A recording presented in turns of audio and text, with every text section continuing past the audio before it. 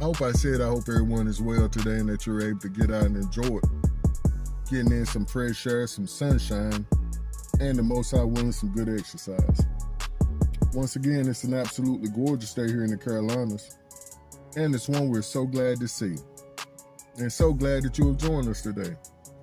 And I appreciate our new followers and new subscribers.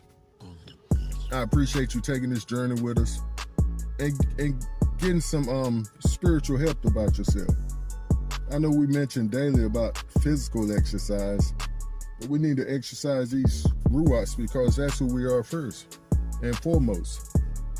We're a piece of the rock, a small pebble or the piece of the huge rock, the Most High who made us and created us and breathed into us the breath of life. And that breath of life is his ruach, his ruach, his spirit. And that small part of us has to be exercised, just like our physical part. It has to grow. And it really needs to grow exponentially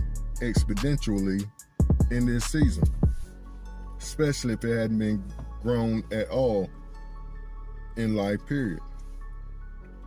But the writing is on the wall, and this is a serious conversation we're gonna have today. The phrase "the writing is on the wall" comes from the Bible story of Belshazzar's feast in the book of Daniel, chapter 5 through 31.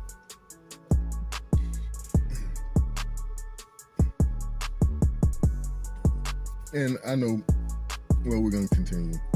In 539 BC, the Babylonian king Belshazzar and his lords drunk wine from sacred vessels taken from the Yahudim temple in Jerusalem.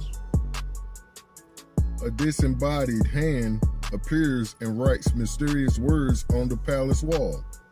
The words are Mene, Tekel, Upharsin. Belshazzar orders the wise men of Babylon to interpret the writing, promising to reward whoever can do so with purple clothing, a gold chain, and a third highest position in the kingdom. Daniel interprets the meaning.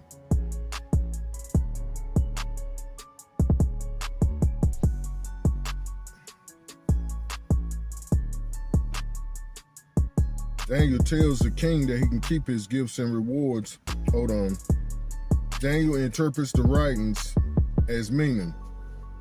And the story goes on that none of the wise men can interpret the writings.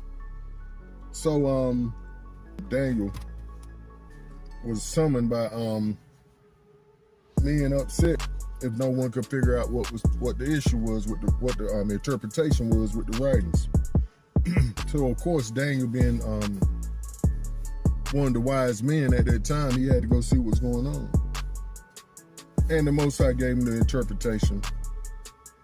And Daniel interprets the writing as meaning many, which means the Most High has numbered your kingdom and finished it. Oh boy. He has numbered your kingdom and finished it. That means you have a certain amount of time or days or minutes or seconds. Well, let's say that right. You have a certain amount of years, months, weeks, days, hours, minutes, or seconds. And Tekel means you have been you have been weighed in the balances and found wanting.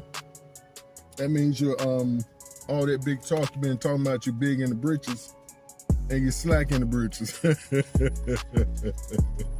and that's what would happen when we was younger. Growing up in the hood, we would fight. And they were like, "You're a little slack in the britches, ain't you?"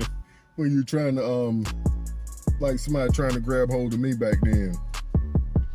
They would say, "You slack in the britches, you can't handle Big Bob, he too big for you." And then Upharsin, your kingdom is being taken from you and will be divided among the Medes and Persians. Oh boy. Daniel tells the king that he can keep his gifts and give the rewards to someone else, but he will read the writing for the king anyway. As a result, Belshazzar dresses Daniel in purple, puts a gold chain around his neck, and appoints him to the third highest ruler in the kingdom.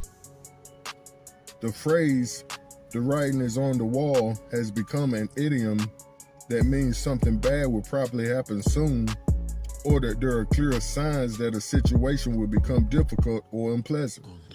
It has been used as a foreshadowing device in literature and media, and the words meaning to kill a person are sometimes used together to refer to the event.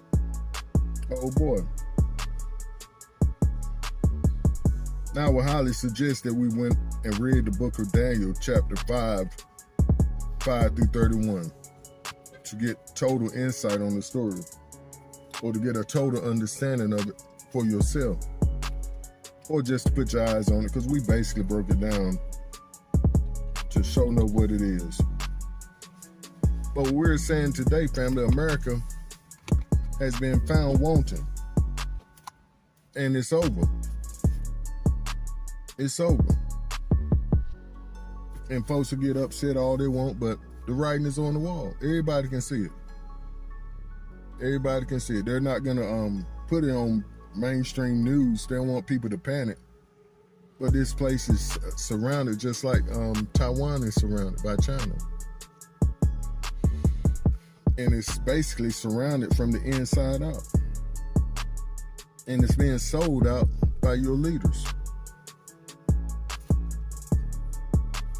to the big corporations. Oh yeah, it's true. The big corporations run this world through will buy their Elohim or their Elohim Hasatan, who the text says Hasatan, who is the God of this world, has blinded the eyes of those so they can't see the glorious light of the Besorah. For one, they don't want to see.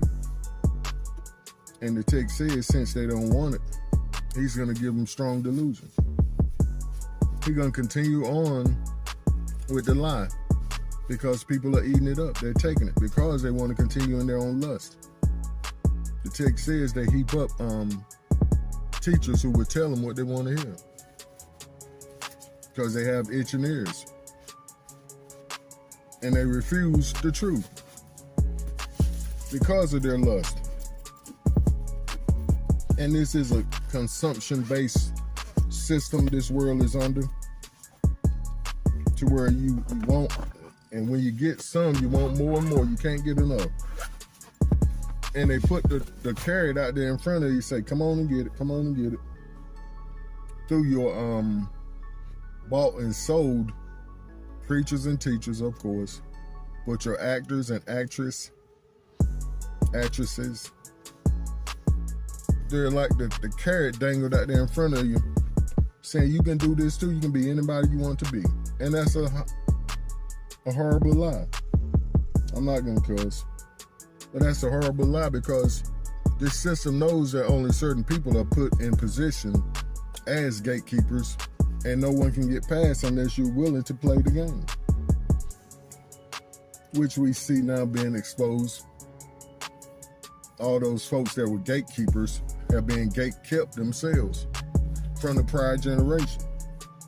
But this is the generation we say no more. We're calling it is as it is, as the Most High has called it. It's over.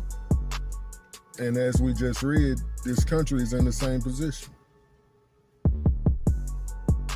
Their time is up. They've been found wanting on the scales of justice,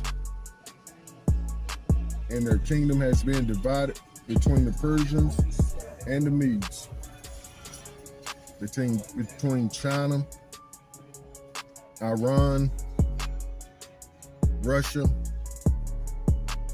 and a whole bunch more that's already here in this